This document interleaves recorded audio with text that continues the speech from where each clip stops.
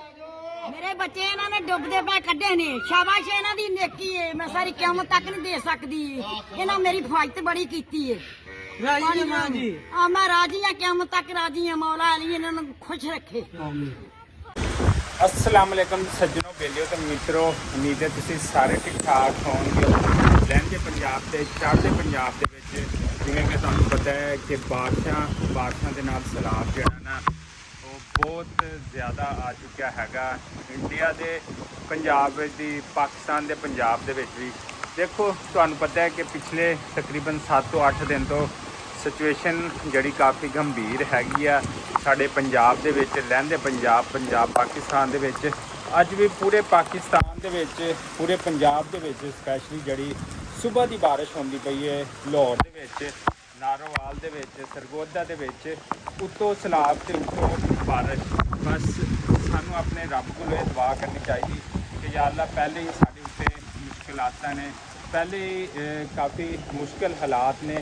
तो सो इस मुश्किल हालात दे विच वो गरीब लोग जिहड़े कि पहले ही घर तो दूर हो चुके हैं, जिन्हां दे मकान जिहड़े ने सैलाब दी नज़र हो गए ने, जिहड़े कि अपने घर दे विच नहीं रह सकते, वो पहले ही रिलीफ कैंपां दे विच रहिंदे पे ने। उत्ते जिहड़ी तेज़ बारिश है वो लोग कित्थे जाणगे, कित्थे जाके अपनियां रातां दा बसेरा करनगे।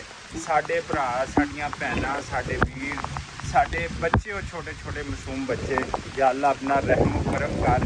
बारिश जिहड़ी कि इस टाइम मुल्तान दे विच हुंदी पई है, बड़ी तेज़ बारिश हैगी है ते 12 लाख क्यूसेक जिहड़ा पानी है वो अज रात किसी भी वेले जिहड़ा मुल्तान तो गुजरना ने। जिहड़े साडे गवर्नमेंट दे जिन्ने भी इदारे वो दसदे पए ने ते अगे तिकर जाना है ते वो पानी दा रेला जिहड़ा 12 लाख क्यूसेक दा आंदा पिया हैगा।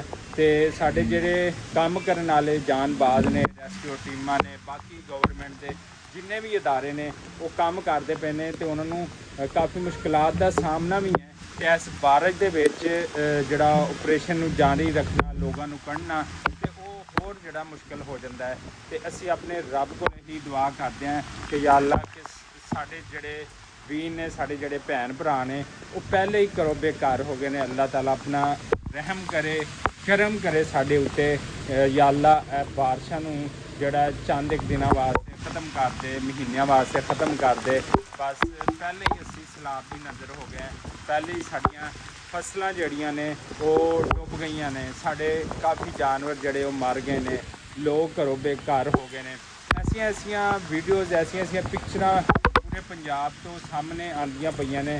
कईयां ने बेचारे ने अपनी बच्ची की शादी वास्ते जहेज़ का समान बनाया होया सीगा, कईयां ने कुछ किया होया सी, कईयां ने कुछ किया होया सी, लेकिन सैलाब की नज़र सारा कुछ हो गया। लोगों दियां फसलां तबाह हो गई, जानवर बेशुमार जानवर मरे अपने पाकिस्तान दे विच। ते पूरे जिहड़ा ना पंजाब दे विच जिहड़ियां फसलां सी, जिथे जिथे सैलाब आया वो तकरीबन ख़त्म हो चुकी है। या अल्लाह आने वाले वक्त वास्ते सानू मजबूत बना, या अल्लाह साडे उत्ते रहमो करम कर।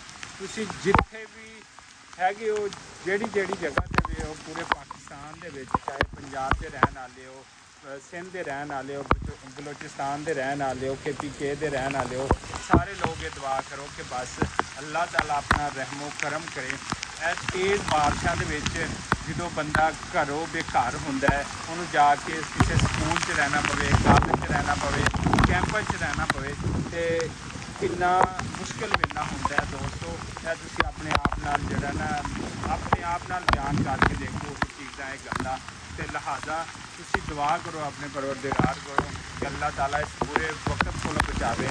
या अल्लाह ही करम करते साढ़े जिहड़े जवान ने, साढ़े जिहड़े रेस्क्यूअर भाई ने वो रिलीफ ऑपरेशन दे विच लगे हुए ने, साढ़े पुलिस, आर्मी, बाकी जिन्ने भी गवर्नमेंट के इदारे ने वो रिलीफ ऑपरेशन मुश्किलात का पहले ही सामना है। तो मुश्किलात का सामना हो जाएगा।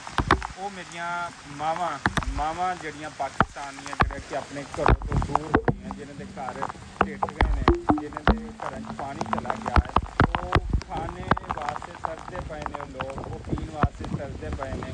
या अल्लाह बस अपना रहम करम कर। इन्नियां तेज़ बारिशां दे विच घर तो बगैर जाके किसी होर बसेरा करना जिहड़ा मुश्किल हो जाता है।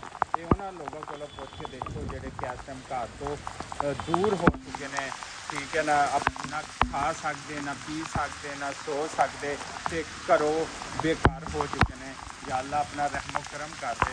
ਇਹ ਦੇਖੋ ਕਿੰਨੀਆਂ ਤੇਜ਼ ਬਾਰਿਸ਼ਾਂ ਨੇ, ਇਹ ਦੇਖੋ ਕਿੰਨੀ ਤੇਜ਼ ਬਾਰਿਸ਼ ਜਿਹੜੀਆਂ ਹੁੰਦੀ ਪਈ ਇਸ ਟਾਈਮ। ਤੇ ਉਹਨਾਂ ਨੂੰ ਦੁੱਧ ਦੀ ਵੀ ਜ਼ਰੂਰਤ ਆ, ਉਹਨਾਂ ਨੂੰ ਖੁਰਾਕ ਦੀ ਵੀ ਜ਼ਰੂਰਤ ਆ, ਉਹਨਾਂ ਨੂੰ ਪਾਣੀ ਦੀ ਵੀ ਜ਼ਰੂਰਤ ਹੈ। ਸੋ ਜਿਹਦੇ ਕੋਲ ਜਿੰਨੀ ਤਕਲੀਫ ਹੈਗੀ ਆ, ਉਹ ਸੈਲਾਬੀ ਇਲਾਕਿਆਂ ਦੇ ਵਿੱਚ ਜਾਓ, ਜਾ ਕੇ ਲੋਕਾਂ ਨਾਲ ਤਾਲਮ ਕਰੋ, ਪੁਲਿਸ ਨਾਲ, ਰੈਸਕਿਊ ਨਾਲ, ਬਾਕੀ तमाम ਲੋਕਾਂ ਨਾਲ। ਅੱਲਾਹ ਤਾਲਾ ਆਪਣਾ ਰਹਿਮੋ ਕਰਮ ਕਰੇ। ਤੇ ਬਾਰਿਸ਼ ਜਨਾਬ ਬਹੁਤ ਇਸ ਟਾਈਮ ਜਿਹੜੀ ਆ ਨਾ ਤੇਜ਼